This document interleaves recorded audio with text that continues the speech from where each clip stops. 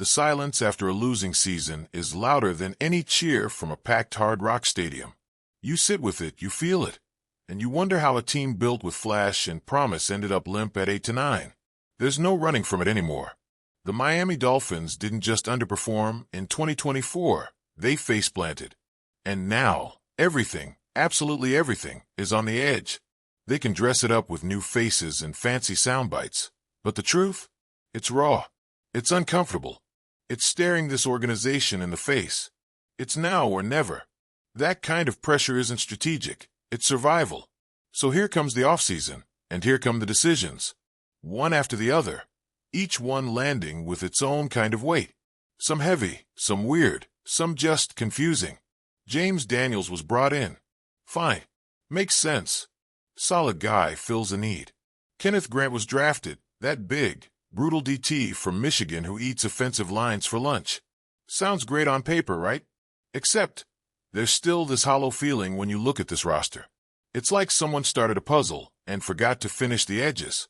Because then you look left. And who's not there? Terron Armstead. Gone. Just like that. Retired. Didn't even wait until camp. The anchor of the line for years just walked out. And what did they do to replace him? Nothing. Not a starter. Not a name. Nothing that screams, we're ready. Just a void.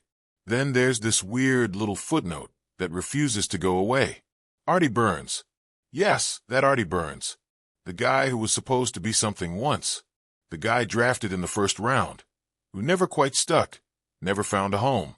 He's back in Miami now, his hometown, on a minimum contract. Feels like nostalgia dressed up as depth, doesn't it? He's not a savior. He's not CB1, CB2, or probably even CB3. He's a body. That's it. A reminder of what could have been. And if you squint just a little, you realize he's a symptom, not a solution. Which brings us to the name no one wants to say too loudly right now. Jalen Ramsey. Yes, the Dolphins have danced around it. Yes, they've worded it carefully. But let's not pretend. They want him gone. And they've all but admitted it. Chris Greer practically held a press conference just to say, we're figuring it out. Except what he meant was, we're trying to unload him. Why? Money? Attitude? Age? Who knows? The only thing clear is the timing. June 1st is the magic date. Trade him after that, and the cap hit spreads out. Business. Always business. But where does that leave us? Without Ramsey, you're looking at Storm Duck. Yes, that's a real name. And Kader Kohu as your starters. Maybe Cam Smith steps up. Maybe Jason Marshall Jr. surprises everyone. Maybe Burns somehow rewinds time. Or maybe, and this is the one that gnaws at you, maybe the whole thing crumbles. Because it's not just about who's starting. It's about what kind of message this sends. Ramsey was supposed to be the lockdown guy. The intimidator.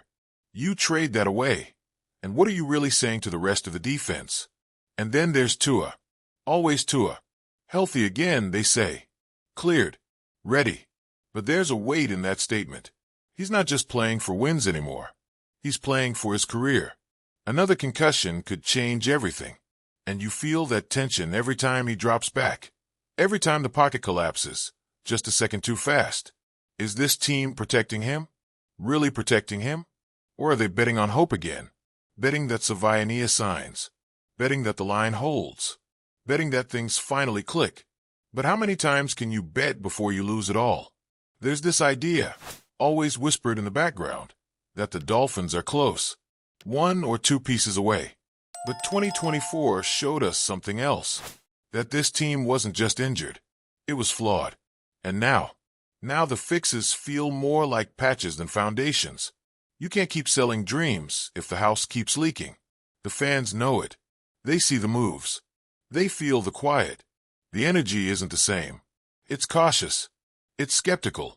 It wants to believe, but it's been burned too many times. So when you hear about Kenneth Grant, yeah, there's excitement.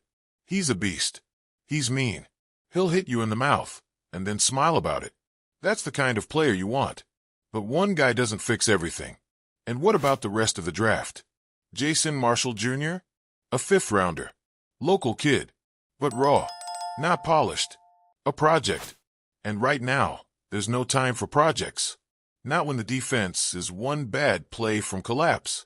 This team has no middle ground. It's all extremes.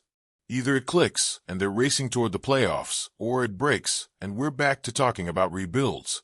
There's no cushion, no patience,